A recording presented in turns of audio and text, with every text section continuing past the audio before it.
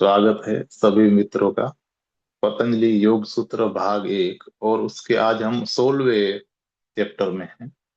और चैप्टर का नाम है मैं नूतन पथ का प्रारंभ हूँ। आज दूसरा दिन है और पेज नंबर है 323। तो साधक ने पूछा था कि भगवान क्या आप भी किसी गुरुओं के गुरु के द्वारा निर्देश ग्रहण करते हैं। तो उस पर भगवान समझा रहे थे पर वही बात अब आगे बढ़ रही है। तो भगवान कहते हैं कि एक किसान ज्यादा साहसी होता है क्योंकि वह अज्ञात के साथ जीता है। वह नहीं जानता कि क्या घटने जा रहा है, बारिश होगी या नहीं होगी, कोई नहीं जानता। और कैसे तुम बादलों पर विश्वास भी कर सकते हो।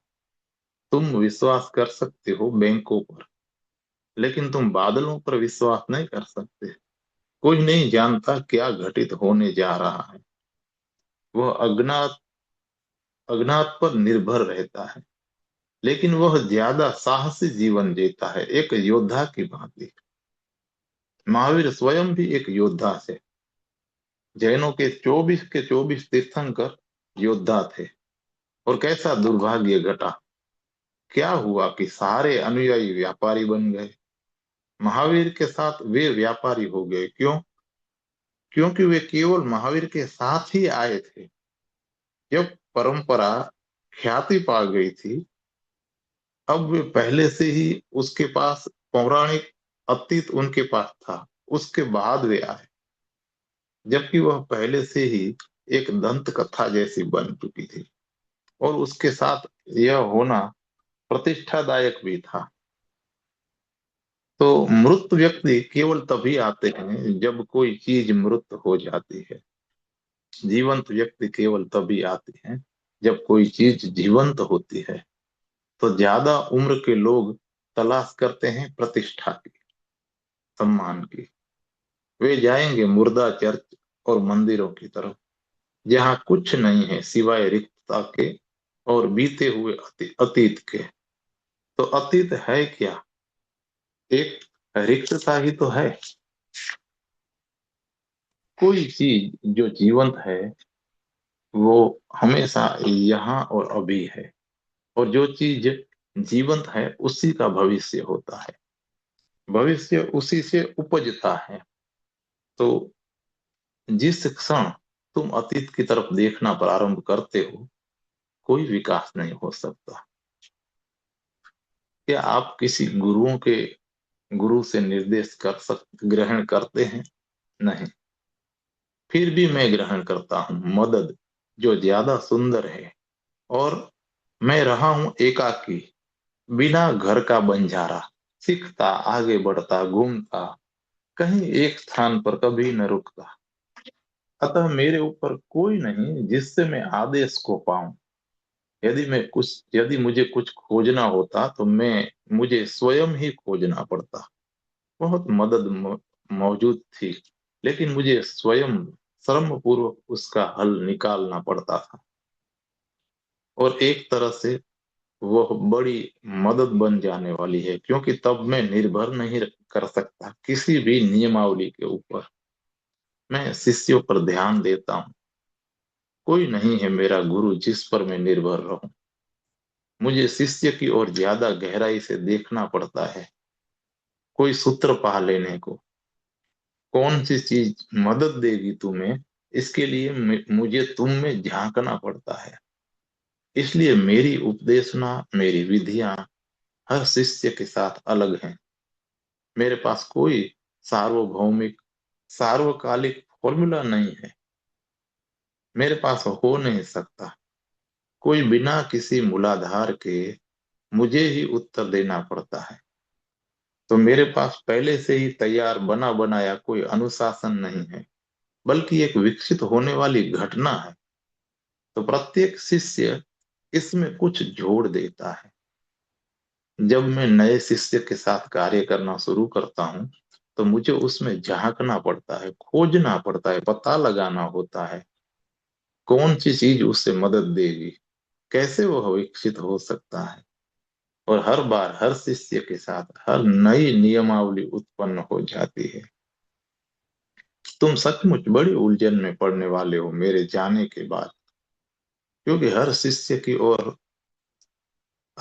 की ओर से इतनी ज्यादा कहानियां होंगी और तुम कोई तालमेल बिठा नहीं पाओगे, कोई और छोर इसमें से नहीं बना पाओगे, क्योंकि मैं हर व्यक्ति से बोल रहा हूं एक व्यक्ति के रूप में। पद्धति उसके द्वारा ही निर्मित हो रही है और यह विकसित हो रही है बहुत बहुत दिशाओं में। यह एक विशाल वृक्ष है, बहुत सारी शाखाएं हैं जो समस्त दिशाओं में जा रही हैं। मैं कोई निर्देश गुरुओं के द्वारा ग्रहण नहीं करता, मैं निर्देश ग्रहण करता हूं तुमसे ही। जब मैं तुम में झांकता हूं, तुम्हारे अचेतन में, तुम्हारी गहराइयों में, मैं वहां से निर्देश को पाता हूं और मैं इसे कार्यान्वित करता हूं तुम्हारे लिए। यह सदा ही नया उत्तर होता है। गुरुओं को किसी प्रधान गुरु द्वारा निर्देश पाने की आवश्यकता होती है। जब वे संबोधि को प्राप्त कर लेते हैं तो क्या वे स्वयं में काफी नहीं होते? क्या संबोधि की भी अवस्थाएं होती है? भगवान कहते हैं कि नहीं, वस्तुतः संबोधि की अवस्थाएं नहीं होती। लेकिन जब गुरु देह में होता है और जब गुरु देह छोड़ देता है और देह विहीन हो जाता है तो इन दो बातों में भेद होता है। लेकिन ये वास्तव में अवस्थाएं नहीं है। यह तो ऐसा है जैसे तुम वृक्ष के नीचे सड़क के किनारे खड़े हुए हो, तो तुम देख सकते हो सड़क का एक टुकड़ा, लेकिन तुम उस टुकड़े के पार नहीं देख सकते। फिर तुम वृक्ष के ऊपर चढ़ते हो, तुम वही रहते हो। तुम में या तुम्हारी चेतना में कुछ भी नहीं घट रहा है, लेकिन तुम चढ़े हो अब वृक्ष पर, और वृक्ष से तुम अब मीलों तक इस ओर से उस ओर तक देख सकते हो। फिर तुम हवाई जहाज में उड़ान भरते हो। कुछ नहीं घटा है तुम में, तुम्हारी चेतना वैसी की वैसी ही बनी रही है, लेकिन अब तुम हजारों मील तक देख सकते हो। देह में तुम सड़क पर हो, सड़क के किनारे होने जैसे हो। देह से सीमित, देह अस्तित्व का निम्नतम बिंदु है, क्योंकि इसका अर्थ होता है पदार्थ के साथ ही प्रतिबद्ध हो जाना। शरीर और पदार्थ है सबसे नीचे का बिंदु और परमात्मा है उच्चतम बिंदु। तो जब कोई गुरु देह में रहते हुए संबोधि को उपलब्ध होता है तो देह को परिपूर्ति करनी होती है, अपने कर्मों की और पिछले संस्कारों की भी। तो हर खाता उसे बंद करना पड़ता है। केवल तभी देह को छोड़ा जा सकता है। यह इस प्रकार होता है कि तुम्हारा हवाई जहाज आ पहुंचा है, लेकिन तुम्हारे पास बहुत काम पड़े हैं समाप्त करने को। सारे लेनदार वहां मौजूद हैं और तुम्हारे चले जाने से पहले वे खाता बंद करने की मांग कर रहे हैं। और लेनदार बहुत हैं, क्योंकि बहुत जन्मों से तुम वचन दे रहे हो, कई चीजें कर रहे हो, कर्म कर रहे हो और व्यवहार कर रहे हो। कई बार अच्छा, कई बार बुरा, कई बार पापी की भांति और कई बार संत की भांति। तुमने बहुत कुछ एकत्रित कर लिया है। इससे पहले कि तुम चले जाओ, सारा अस्तित्व मांग करता है कि तुम हर चीज संपूर्ण कर दो। जब तुम संबोधि प्राप्त कर लेते हो तो तुम जानते हो कि तुम देह नहीं हो, लेकिन तुम देह के और भौतिक संसार की बहुत सी चीजों के ऋणी होते हो। समय की आवश्यकता होती है। बुद्ध संबोधि को उपलब्ध होने के पश्चात 40 वर्ष तक जीवित रहे। महावीर भी लगभग 40 वर्ष ही जीवित रहे। चुकाने को ही, वह हर चीज देने को जिसके वह देनदार होते हैं, वह हर चक्र को पूरा करने को जिन्होंने जिन्हें उन्होंने शुरू किया था। कोई नया कर्म नहीं है, लेकिन पुरानी लटकने वाली चीजें समाप्त करनी होती हैं। पुराना मंडराता हुआ प्रभाव समाप्त करना होता है। जब सारे खाते बंद हो जाते हैं तो अब तुम तुम्हारे हवाई जहाज में चढ़ सकते हो। अब तक पदार्थ सहित तुम क्षैतिज की गति से बढ़ रहे थे, बैलगाड़ी में ही थे जैसे। अब तुम ऊर्ध्व गति से बढ़ सकते हो। अब तुम ऊपर की ओर जा रहे हो।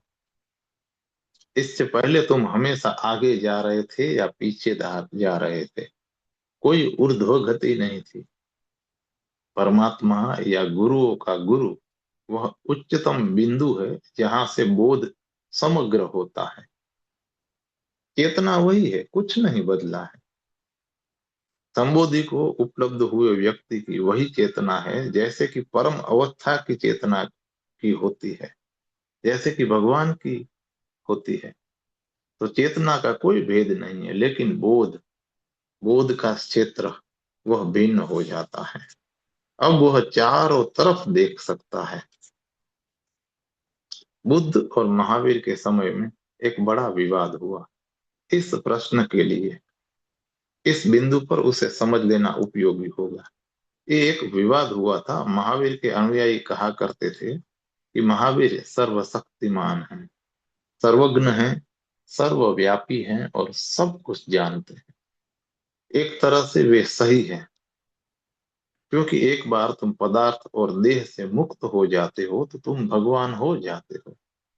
लेकिन एक तरह से वे गलत थे, क्योंकि देह से तो तुम शायद मुक्त हो सकते हो, लेकिन तुमने अभी इसको छोड़ा नहीं है।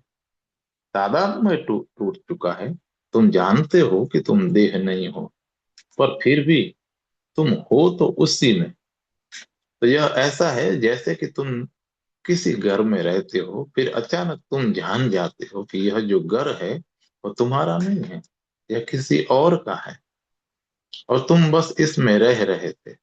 लेकिन फिर भी घर को छोड़ने के लिए तुम्हें व्यवस्थाएं तो करनी पड़ेंगी, तुम्हें कुछ चीजें हटानी पड़ेंगी, और इसमें समय लगेगा। तुम जानते हो कि हर घर तुम्हारा नहीं है, इसलिए तुम्हारा भाव बदल गया है। अब तुम्हें इस घर की चिंता नहीं है, इसकी चिंता नहीं है कि किसका क्या होगा। यदि अगले दिन यह गिर जाता है तो खंडहर हो जाता है, तो तुम्हें इससे कुछ नहीं होता। यदि अगले दिन तुम्हें इसे छोड़ना है और आग लग जाती है तो तुम्हें इससे कुछ नहीं होता, यह किसी और का है। कुछ देर पहले ही तुम्हारा घर के साथ तादाद में बना हुआ था, वह तुम्हारा घर था। यदि आग लगती, यदि मकान गिर जाता तो तुम चिंतित हो जाते, मगर अब वह तादाद में टूट गया है। तो एक अर्थ में महावीर के अनुयायी सही हैं, क्योंकि जब तुम स्वयं स्वयं को जान लेते हो तब तुम सर्वज्ञ बन चुके हो। लेकिन बुद्ध के अनुयायी कहा करते थे कि यह बात सही नहीं है। बुद्ध जान सकते हैं यदि वे चाहते ही हों कुछ जानना, लेकिन तो भी वे सर्वज्ञ नहीं हैं। वे कहा करते थे कि यदि बुद्ध चाहें, वे अपना ध्यान किसी भी दिशा में केंद्रित कर सकते हैं, और जहां कहीं वे अपना ध्यान केंद्रित करते हैं वे जानने में सक्षम होंगे। वे सर्वत्रता पाने में सक्षम हैं, लेकिन वे सर्वज्ञ नहीं हैं। अब भेद सूक्ष्म है, नाजुक है, मगर सुंदर है। वे कहते हैं कि यदि बुद्ध हर बात और सारी चीजें निरंतर रूप से जानते तो वे पगला ही जाते। यह शरीर इतना ज्यादा बर्दाश्त नहीं कर सकता है। तो वे भी ठीक है। देहधारी बुद्ध कोई भी चीज जान सकता है यदि वह उसे जानना चाहे तो। उसका चैतन्य, उनका चैतन्य देह के कारण एक टॉर्च की भांति होता है। तुम टॉर्च लेकर अंधेरे में जाते हो, तुम कुछ भी जान सकते हो यदि उसे कहीं तुम फोकस कर दो, अगर कहीं तुम उसे केंद्रीभूत कर दो, क्योंकि प्रकाश तुम्हारे साथ है।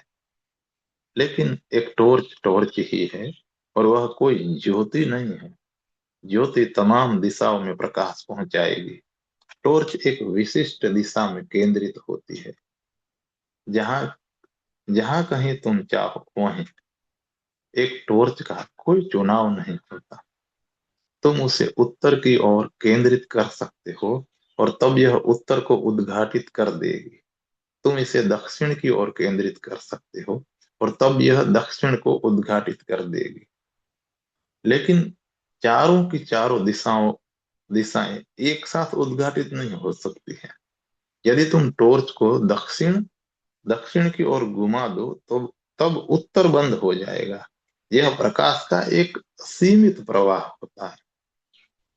यह बुद्ध के अनुयायियों का दृष्टिकोण था, जबकि महावीर के अनुयायी कहा करते थे कि वे टॉर्च की भांति नहीं है, वे दीपक की भांति हैं। सारी दिशाएं उद्घाटित हो जाती हैं। लेकिन मैं पसंद करता हूं बुद्ध के अनुयायियों के दृष्टिकोण को। जब देह होती है जब देह होती है तो तुम संकुचित हो जाते हो। देह सीमित होती है, तुम टॉर्च की भांति बन जाते हो, क्योंकि तुम हाथों से तो देख नहीं सकते, तुम केवल आंखों से देख सकते हो। यदि तुम केवल आंखों से देख सकते हो तो तुम तुम्हारी पीठ से नहीं देख सकते, क्योंकि वहां तुम्हारी कोई आंखें होती नहीं। तुम अपना तुम्हें अपना सिर घुमाना ही पड़ता है। तो शरीर के साथ तो हर चीज केंद्रित हो जाती है और सीमित भी हो जाती है। चेतना तो अकेंद्रित होती है और सब दिशाओं में बह रही होती है। लेकिन यह शरीर सभी दिशाओं में प्रवाहित नहीं होता, यह हमेशा केंद्रित होता है। यह अतः तुम्हारी चेतना भी इसकी ओर अधोगामी होकर संकुचित हो जाती है। लेकिन जब देह नहीं बचती, जब बुद्ध देह को छोड़ चुके होते हैं, तब कोई समस्या नहीं रहती। सारी दिशाएं एक साथ उद्घाटित हो जाती हैं। यह सारी बातें हैं समझने की। तो इसीलिए संबोधि को उपलब्ध व्यक्ति भी निर्देशित किया जा सकता है, क्योंकि वह संबोधि को उपलब्ध व्यक्ति अभी तक देह की खूंटी से बंधा हुआ है। देह में ही लंगर डाले हुए है वो, सीमित है देह के अंदर। और एक देह रहित भगवान अनबंधा होता है, उच्चतम आकाश में तैरता हुआ और प्रवाहित होता है। तो वहां से वह सारी दिशाओं को देख सकता है, वहां से वह अतीत को देख सकता है, भविष्य को देख सकता है, वर्तमान को देख सकता है। वहां उसकी दृष्टि साफ होती है, धुंधली नहीं होती। इसीलिए वह मदद कर सकता है। तो देह से आई तुम्हारी दृष्टि, चाहे तुम संबोधि को उपलब्ध हो भी जाओ, धुंधले आवरण से घिरी ही हुई होती है। देह तुम्हारे चारों ओर बनी है। चेतना की स्थिति वैसी ही होती है। चेतना का अंतरतम यथार्थ वही होता है, प्रकाश की गुणवत्ता वही होती है। लेकिन एक प्रकाश देह से बंध जाता है और सीमित और संकुचित हो चुका होता है, और एक प्रकाश है जो किसी चीज से बिल्कुल ही बंधा हुआ नहीं होता है। यह मात्र तैरता हुआ प्रकाश होता है। उच्चतम खुले आकाश में मार्ग निर्देशन तब उच्चतम खुले आकाश में मार्ग निर्देशन संभव होता है। तो गुरुओं को क्यों आवश्यकता होती है किसी भी प्रधान गुरु के निर्देशन की? यही है कारण। क्या वे स्वयं में काफी नहीं होते? जब वे संबोधि को उपलब्ध हो चुके हो, या फिर संबोधि की कोई अवस्थाएं होती है, वे बहुत काफी हैं। वे काफी हैं शिष्यों का मार्ग निर्देशन करने को। वे पर्याप्त हैं शिष्यों को मदद करने को। किसी चीज की जरूरत नहीं है, लेकिन फिर भी वे बंधे होते हैं। और जो अनबंधा होता है वह सदा ही एक अच्छी मदद होता है। तुम नहीं देख सकते सारी दिशाओं में, लेकिन वह देख सकता है। गुरु भी कार्यवाही कर सकता है और देख सकता है, तो भी यह करना पड़ता है। और यही तो कर रहा हूं मैं।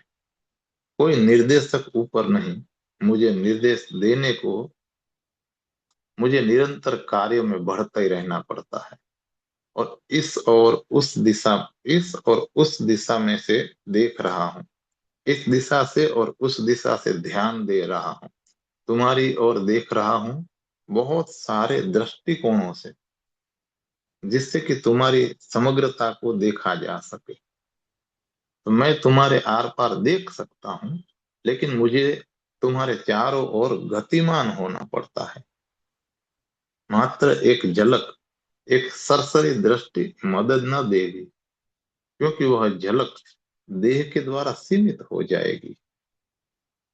मैं टॉर्च लिए हुए हूँ और तुम्हारे चारों ओर घूमकर देख रहा हूँ, और तुम्हें हर संभव दृष्टिकोण से मैं देख रहा हूँ।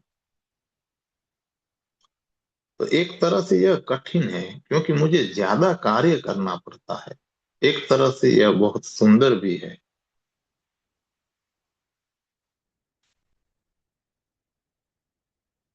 कि ज्यादा कार्य करना पड़ता है, और यह कि मुझे प्रत्येक संभव दृष्टिकोणों से भी देखना पड़ता है।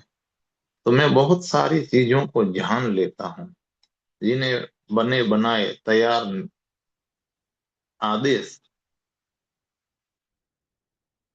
मैं बहुत सारी चीजों को जान लेता हूँ, जिन्हें बने बनाए तैयार आदेश अपने में नहीं समा सकते। और जब गुरुओं के गुरु, जो पतंजलि की विचारधारा में भगवान हैं, अनुदेश देते हैं, तो वे कोई व्याख्या, कोई स्पष्टीकरण नहीं देते। वे तो मात्र अनुदेश दे देते हैं। वे केवल कह देते हैं कि यह करो, वह मत करो। जो इन अनुदेशों के पीछे चलते हैं, वे ऐसे लगेंगे जैसे कि वे बने बनाए तैयार हो। और ऐसा होगा ही, क्योंकि वे कहेंगे कि ऐसा करो। उनके पास स्पष्टीकरण नहीं होगा, और बहुत सांकेतिक अनुदेश दिए जाते हैं। स्पष्टीकरण बहुत कठिन होता है ऐसे मामलों में, और उसकी जरूरत भी नहीं होती, क्योंकि जब अनुदेश दिए जाते हैं उच्चतर दृष्टिकोण से, तो वे ठीक ही होते हैं।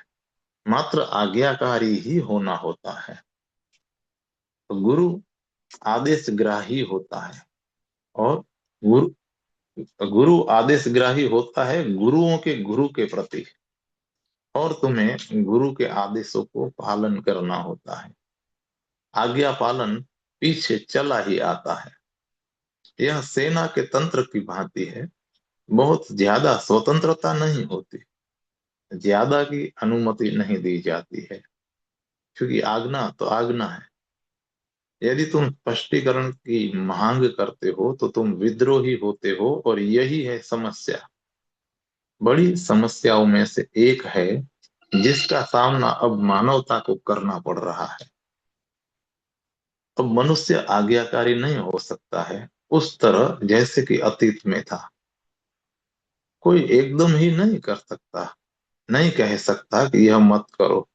अब स्पष्टीकरण की आवश्यकता होती है, और कोई साधारण स्पष्टीकरण काम न देगा। बड़ी प्रामाणिक स्पष्टता की जरूरत होती है, क्योंकि मानवता का मन अब आज्ञाकारी नहीं रहा है। अब विद्रोहात्मकता भीतर ही निर्मित हुई होती है। अब एक बच्चा जन्मजात विद्रोही होता है। बुद्ध और महावीर के समय में यह समग्र रूपेण भिन्न बात थी। अब हर एक को सिखाया जा सकता है व्यक्ति होना, स्वयं अपने बल पर होना, स्वयं में विश्वास करना। अब आस्था कठिन बात हो गई है। आज्ञा परायणता संभव नहीं रही। यदि कोई बिना पूछे अनुसरण कर लेता है, तो तुम समझते हो कि वह अंधा अनुयायी है, वह निंदित हो जाता है। तो अब केवल वह गुरु ही, जिसके पास सारी व्याख्याएं हैं, जितनी तुम्हें चाहिए उससे भी ज्यादा, जो तुम्हें पूरी तरह से थका सके, जो तुम्हें तुम्हारी मदद कर सकता है। तुम पूछते चले जाओ, वह दिए जा सकता है उत्तर। एक घड़ी आती है जब तुम पूछने से थक जाते हो, और तुम कहते हो कि ठीक है, मैं अब अनुसरण करूंगा। मगर पहले कभी ऐसा ना था। बात सीधी सरल थी। जब महावीर ने कहा था कि यह करो, हर एक ने किया। लेकिन अब यह संभव नहीं है, क्योंकि आदमी ही इतना अलग हो गया है। आधुनिक मन विद्रोही मन है, और तुम इसे बदल नहीं सकते। विकास क्रम ने इसे इसी तरह से बना दिया है, और कुछ गलती भी नहीं है इसके अंदर। इसलिए पुराने गुरु मार्ग से अब अलग पड़ रहे हैं, क्योंकि कोई नहीं सुनता है उनकी अब। तुम जाओ उनके पास आदेश हैं, सुंदर आदेश, लेकिन वे कोई व्याख्या नहीं देते। और पहली चीज व्याख्या ही होती है। अनुदेश को तो तर्क सरणी के साथ पीछे ही आना चाहिए। पहला तो सारा स्पष्टीकरण, सारी व्याख्याएं दे दी जानी चाहिए, और तब गुरु कह सकता है कि इसीलिए यह करना है। और यह लंबी प्रक्रिया है, लेकिन ऐसी ही है।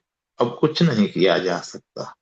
और एक अर्थ में यह सुंदर विकास है, क्योंकि जब तुम मात्र आस्था रखते हो, तो तुम्हारी आस्था में कोई त्वरा नहीं होती, कोई तीव्रता नहीं होती। तुम्हारी आस्था में कोई तीखापन नहीं होता। वह एक मिली जुली खिचड़ी नुमा चीज होती है, एक आकार विहीन चीज। तो किसी किसी रंग रूप का विन्यास नहीं होता, इनमें कोई रंग नहीं होता। यह मात्र धुंधली होती है। लेकिन जब तुम संदेह कर सको, जब तुम तर्क कर सको, सोच विचार कर सको, तो गुरु तुम्हारे तर्कों को, विवादों को और संदेहों को संतुष्ट कर सकता है। और तब उदित होती है आस्था, जिसका अपना एक सौंदर्य होता है, क्योंकि इसे उपलब्ध किया गया है संदेह की पृष्ठभूमि से। सारे संदेहों के विपरीत इसे उपलब्ध किया गया है, सारी चुनौतियों के विरुद्ध इसे पाया गया है। यह बात एक संघर्ष बन रही है। यह कोई सीधी या सस्ती बात नहीं थी, यह बात अब मूल्यवान बन रही है। और जब तुम कुछ प्राप्त करते हो लंबे संघर्ष के बाद, तो उसका अपना ही अर्थ होता है।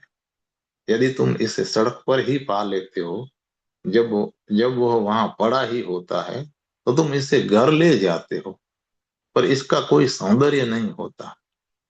यह कोहिनूर संसार भर में पड़े होते हैं। तो अगर कोहिनूर संसार भर में पड़े होते, तो कौन फिक्र करता उन्हें घर ले जाने की। यदि कोहिनूर मात्र एक साधारण पत्थर होता कहीं भी पड़ा हुआ, तो कौन करता परवाह। पुराने समय में आस्था उन कंकड़ पत्थरों की भांति थी, जो सारी पृथ्वी पर पड़े रहते हैं। अब यह होती है एक कोहिनूर। अब इसे होना होता है एक कीमती उपलब्धि। अब आदेश काम न देंगे। गुरु को अपने स्पष्टीकरण में, व्याख्या में इतना गहरा जाना होता है कि वह तुम्हें थका देगा। इसलिए मैं तुमसे कभी नहीं कहता कि मत पूछो। वस्तुतः विपरीत है अवस्था। मैं तुमसे कहता हूं कि पूछो, और तुम्हारे प्रश्न मिलते नहीं है। मैं तुम्हारे अचेतन से सारे संभव प्रश्नों को ले जाऊंगा बाहरी तल तक, और मैं उन्हें सुलझा दूंगा।